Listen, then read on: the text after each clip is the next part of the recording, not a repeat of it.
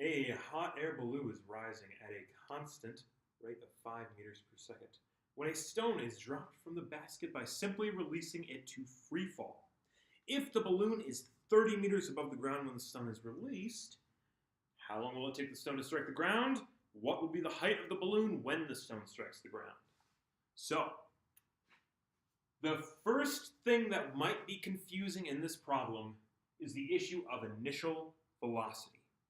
So we're going to set up our equations, we're going to set up our variables. While I'm doing that, think about what will the initial velocity of the stone be? And will it be positive, negative, or zero?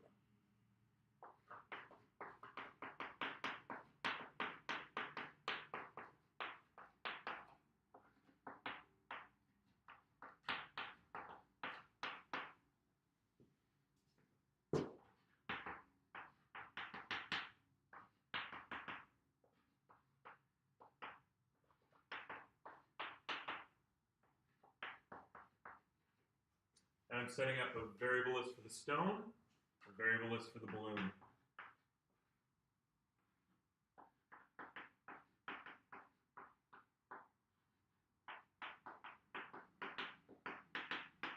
Do you have an answer yet? What do you think? For my balloon, I know everything's starting 30 meters above the ground. So here's our ground, here's our balloon basket.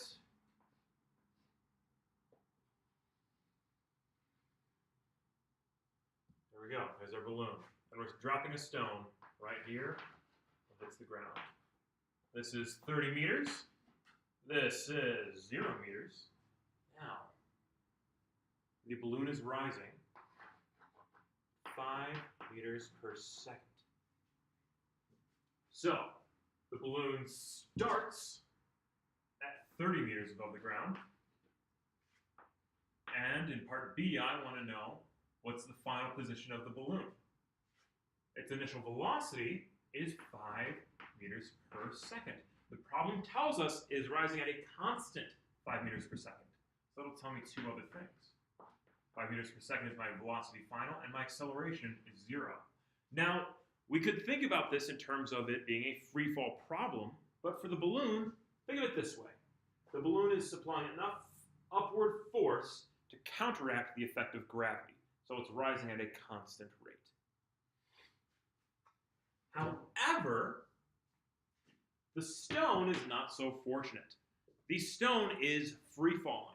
So I'm going to have a negative 9.8 meters per second squared for my stone's acceleration. We're calling upwards being positive, downwards being negative.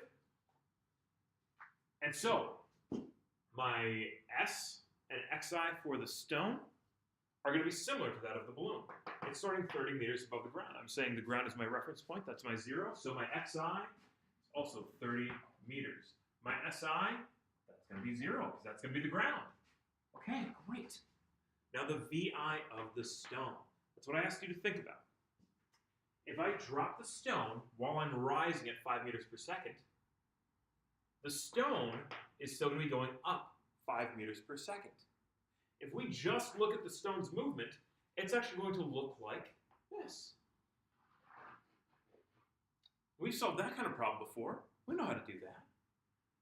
The way to recognize that is to think about it. If I'm driving on the highway, and I open my window, and I throw a piece of chalk out the window, it starts moving at the same velocity that I am, and then slows down as it hits the ground. It doesn't just instantly go to 0 velocity and then strike the ground and sit there. Have you ever seen someone throw some trash out of their window while they're driving on the highway? The trash rolls forward as it hits the ground. It's still moving forward and it slows to a stop.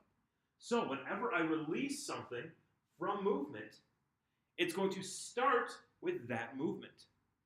So my initial velocity for the stone is going to be a positive 5 meters per second. Positive because it's starting rising with the balloon, and then it drops.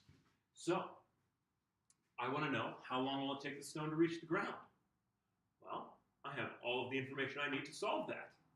But for the stone, that's going to give me a quadratic form.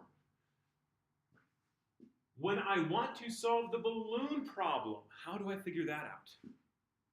What's the missing variable for the balloon? It's time. So when I need to solve that, I first need the total time for both movements. My time for the stone is also going to equal my time for the balloon. They're going to be the same. So I figure out the time for the stone, I figure out that I know the time for the balloon, and I can figure out the S for the balloon. So we've got our A part, our B part. Excellent. So that's how this problem gets set up. So let's go ahead and set up our quadratic equation that we're going to solve. VIT plus 1/2 AT squared. My S is 0. My XI is 30. My VI is 5. And my acceleration is a negative 9.8. So let's go ahead and simplify this negative 9.8 to a negative 4.9 right away. And then bring all my other variables down so I have a nice clear picture of what I'm doing. Now, is this going to be term A, B, or C? It's going to be A, because it has the t squared term. 5t, is that going to be A, B, or C? It's going to be B, because it has the regular variable in this term. And the 30, that's going to be C. C for constant. Okay, so let's punch that into our calculators and figure out our time. Okay, so we're going to get two values for t because it's a quad form. That's going to give us a 3.036 or a negative 2.016. Time can't be negative. Nice, that drops right out. So my t is going to be 3.036, and that's going to be the same for the time for my stone and my balloon, 3.036. That is also my answer for part A, seconds. Now, I want to find S for the balloon. I'm going to use my handy-dandy S equation.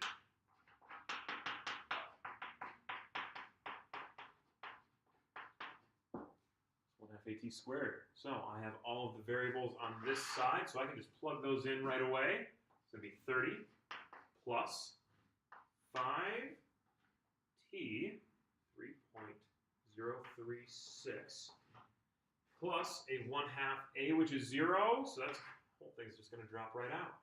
So, doing my calculation here, find S, that is going to give me a value of 45.18 meters. Perfect. Write that in my variable list. 45. I said 45.18 meters. There you have it. Perfect. Thanks, guys.